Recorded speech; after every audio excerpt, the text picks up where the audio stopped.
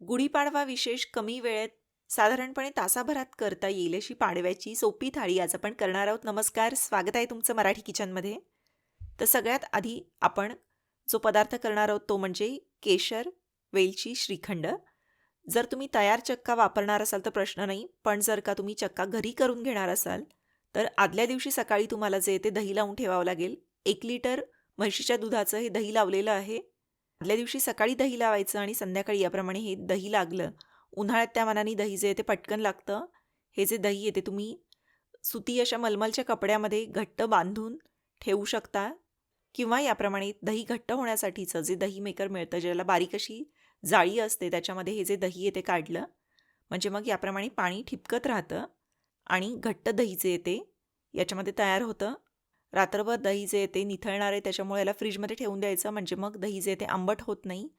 कपड्यामध्ये सुद्धा जर का बांधणार असाल तर चाळणीमध्ये ठेवून वर जड वस्तू ठेवून दही जे ते फ्रीजमध्ये ठेवलं तर बरं पडतं. हे बघा, सकाळी याप्रमाणे चक्का तयार झालेला आहे. हे बघा, खूप छान घट्ट असा आपला घरच्या घरी केलेला चक्का तयार आहे.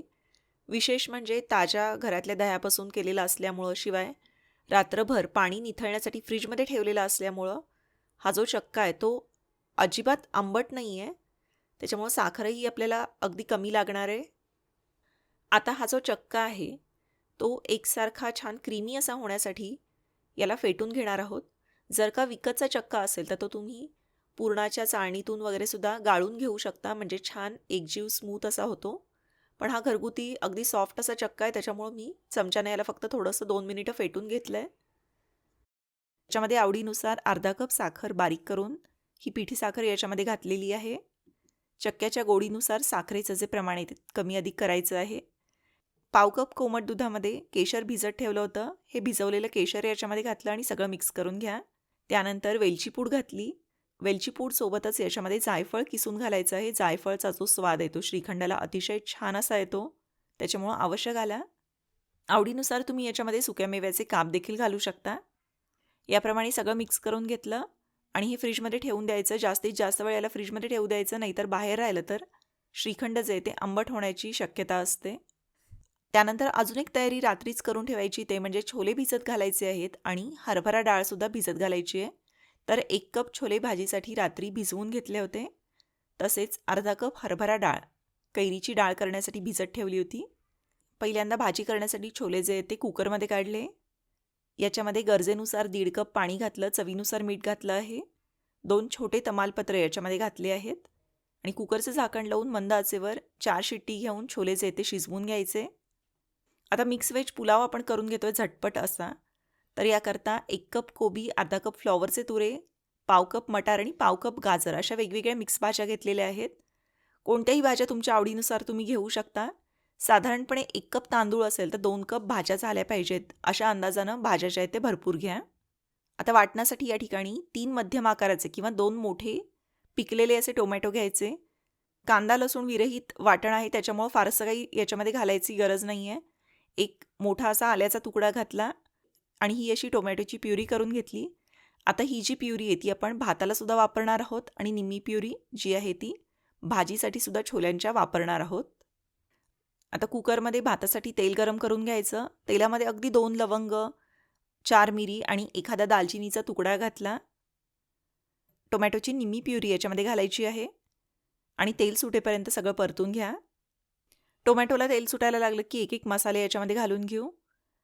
तर या ठिकाणी छोटा अर्धा चमचा हळद, आवडीनुसार लाल तिखट, तसेच 1 चमचा गरम मसाला पावडर घातली आहे किंवा गोडा मसाला घालायचा.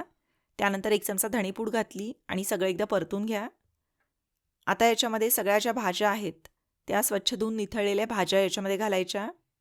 सगळं एकदा परतून घ्या. थोडंसं भाज्यांपुरतं मीठ याच्यामध्ये आत्ता घातलं आहे. भाज्या 1-2 मिनिटं परतल्या की याच्यामध्ये तांदूळ निथळून घालायचा आहे. तर 1 कप बासमती तांदूळ जो आहे तो 10-15 मिनिटांसाठी मी भिजत ठेवला होता, तो याच्यामध्ये घातला. तांदूळ एकदा परतून झाला की जेवढा तांदूळ आपण घेतला होता अगदी त्याच्या दुप्पट पाणी याच्यामध्ये घातलं आहे. जर का तांदूळ एक 10-15 मिनिटं भिजला असेल तर 2 कप म्हणजे दुप्पट पाणी पुरेसं होतं. जर का तांदूळ भिजत ठेवला नसेल तर मात्र 2.5 कप पाणी घ्या. चवीनुसार मीठ भाताला वाढवलं आहे. मध्यम आचेवर एक उकळी येऊ द्यायची आणि त्यानंतर गॅस बारीक करायचा. मंद आचेवर यातलं पाणी बऱ्यापैकी आटेपर्यंत भात जो आहे तो झाकण न लावता असाच वर शिजवून घ्यायचा. हे बघा, भात असा बऱ्यापैकी वर जो आहे तो शिजला की मग याच्यामध्ये थोडंसं अगदी पाणी आहे, अगदी कोरडा नाही आहे. आता या कुकरचं झाकण लावायचं आणि अगदी मंद आचेवर 5 मिनिटं ठेवायचं. 5 मिनिटानंतर कुकरचा गॅस बंद करायचा आहे. हे बघा, नंतर पुढचा जो भात आहे तो वाफेवर शिजतो आणि छान असा मोकळा मिक्स व्हेज पुलाव जो आहे तो आपला तयार झालेला आहे. आता भाजीसाठी अजून एक आपल्याला करायचे ते म्हणजे या ठिकाणी 2 चमचे, चांगले 2 मोठे चमचे धणेपूड घेतलेली आहे. याच्यामध्ये आवडीनुसार लाल तिखट 1 चमचा घातलं, छोटा अर्धा चमचा हळद घातलेली आहे, तसेच 1 मोठा चमचा छोले मसाला याच्यामध्ये घातलेला आहे आणि सगळं थोडंसं पाणी घालून याची पेस्ट अशी तयार करून ठेवायची. त्यानंतर आपण पुरी करणार आहोत, तर पुरीसाठी 2 कप गव्हाचं पीठ घेतलेलं आहे. याच्यामध्ये पाव कप बारीक रवा घातला, 2 चमचे दही घातलेलं आहे, चवीनुसार मीठ घातलं आणि थोडीशी साखर याच्यामध्ये घालायची. लागेल तसं पाणी घालून घट्टसर असं पीठ याचं भिजवून ठेवून द्यायचं. हे पीठ जे ते भिजवून घेतलं आणि झाकून ठेवून दिलं. आता हे बघा, भाजीसाठीचे जे छोले आहेत ते असे छान व्यवस्थित शिजले आहेत. यातले अगदी 2 चमचे छोले जे आहेत ते बाजूला काढून ठेवले. मिक्सरच्या भांड्यात थोडंसं पाणी घालून आपण याची पेस्ट करून घेणार आहोत. कढईमध्ये तेल गरम केलं आहे भाजीसाठी. तेलामध्ये जी आपण टोमॅटोची प्युरी बाजूला ठेवली होती ती घातली आणि चांगलं तेल सुटेपर्यंत त्याला परतून घ्यायचं. आता याच्यामध्ये जी मसाल्याची पेस्ट आपण करून ठेवली होती ती घातली.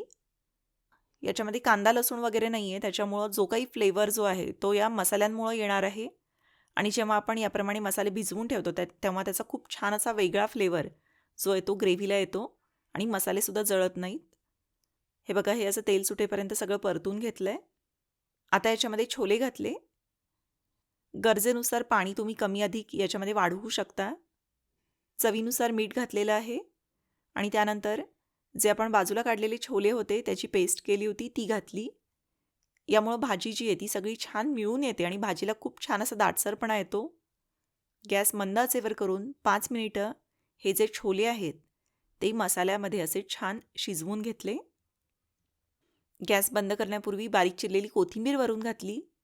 हे बघा, ही अशी छोल्यांची भाजी आपली तयार आहे. ही आत्ता जरी पातळसर अशी दिसत असली तरीसुद्धा जसजशी थंड होत जाते तशी ही जी भाजी आहे ती थोडीशी घट्टसर होते. त्यानुसार याच्यामध्ये पाणी जे येते तुम्ही ठेवा. आता कैरीची डाळ करण्यासाठी या ठिकाणी ही अशी छोटी तोतापुरी कैरी घेतलेली जी चवीला कमी आंबट असते, खूप जास्त अशी आंबट नसते. जी कैरी उपलब्ध असेल ती घेऊ शकता. कैरीची साल काढून घ्यायची आणि कैरीची ती बारीक किसणीनं याप्रमाणे किसून घेतली. भिजवलेली हरभरा डाळ निथळून मिक्सरच्या भांड्यात काढली आहे. ही डाळ अगदी अशीच कोरडी न फिरवता याच्यामध्ये थोडंसं पाणी घातलं आहे 2 चमचे, म्हणजे मग डाळ जी आहे ती अगदी जास्त कोरडी होत नाही. याच्यामध्ये चवीनुसार मीठ घातलं, आवडीनुसार हिरवी मिरची घालायची आणि हे बघा, ही अशी जाडसर डाळ फिरवून घ्यायची. अधूनमधून डाळ अख्खी राहिली तरीसुद्धा चालते. त्यानंतर कैरीचा किस याच्यामध्ये घातला आहे, थोडासा गूळ घातला. कैरी किती आंबट आहे, किती आंबट तुम्हाला आवडतं त्यानुसार याच्यामध्ये किस घालायचा आहे आणि त्या कैरीचा किस घातल्यानंतर फक्त एकदा दोनदा फिरवायचं आणि हे असं सगळं वाटून आपलं तयार झालं आहे. आता याला फोडणी देण्यासाठी तेल गरम करून घेतलं आहे. तेलामध्ये मोहरी घातली, कढीपत्ता घालायचा, हळद आणि हिंग घातली आणि ही जी फोडणी ती अगदी लगेच तशीच न घालता थोडीशी थंड होऊ द्यायची आणि मग याच्यावर घातली. सगळं छान असं मिक्स करून घ्या आणि वरून बारीक चिरलेली कोथिंबीर घातली की आपली कैरीची डाळची ती तयार झाली. आता भजीसाठी 1 कप बेसन पिठामध्ये थोडंसं तांदळाचं पीठ, चवीनुसार मीठ, थोडासा ओवा घालून हे असं थोडंसं दाटसर असं पीठ भिजवून घेतलं आहे. त्यानंतर बटाट्याची भाजी आपण करणार आहोत, तर बटाट्याच्या अशा गोल पातळ अशा चकत्या करून घेतल्या. या ज्या चकत्या आहेत त्या केल्यानंतर मिठाच्या पाण्यामध्ये ठेवून द्यायच्या. त्यानंतर घोसावळंसुद्धा होतं, तर एक घोसावळ्याच्यासुद्धा अशा चकत्या करून घेतलेल्या आहेत. घोसावळ्याच्या चकत्यांवर थोडंसं लाल तिखट आणि मीठ घातलं. हे जे ते खूप आधी करून ठेवू नका, कारण याला पाणी सुटतं. पुरीचं पीठ भिजलं की पिठाचे छोटे छोटे गोळे करून घेतले आणि लागेल तशा याच्या पुऱ्या लाटून तळून घ्यायच्या. तुमच्या आवडीनुसार तुम्ही पुरीऐवजी चपाती देखील करू शकता. सगळ्यात शेवटी आपण भजी तळून घेणार आहोत, तर त्याकरता पिठामध्ये थोडासा खाण्याचा सोडा घातला आणि असं छान फेटून घ्या. पीठ जे ते खूप जास्त पातळ ठेवायचं नाही आहे.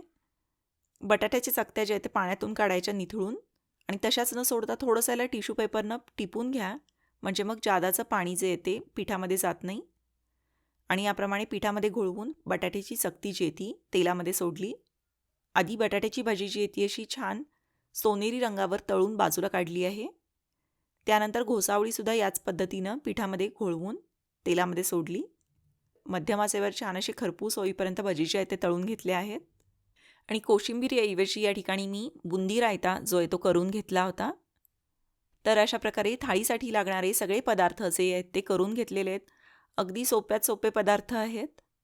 4 ते 5 जणांना पुरेसा स्वयंपाक या प्रमाणामध्ये होतो. गुढीपाडव्याच्या सगळ्यांना हार्दिक शुभेच्छा. त्याचप्रमाणे याची रेसिपी तुम्हाला कशी वाटली ते मला जरूर कळवा. व्हिडिओ आवडला तर व्हिडिओला लाईक करा. व्हिडिओची लिंक तुमच्या मित्रमैत्रिणींसोबत, नातेवाईकांसोबत जरूर शेअर करा. धन्यवाद.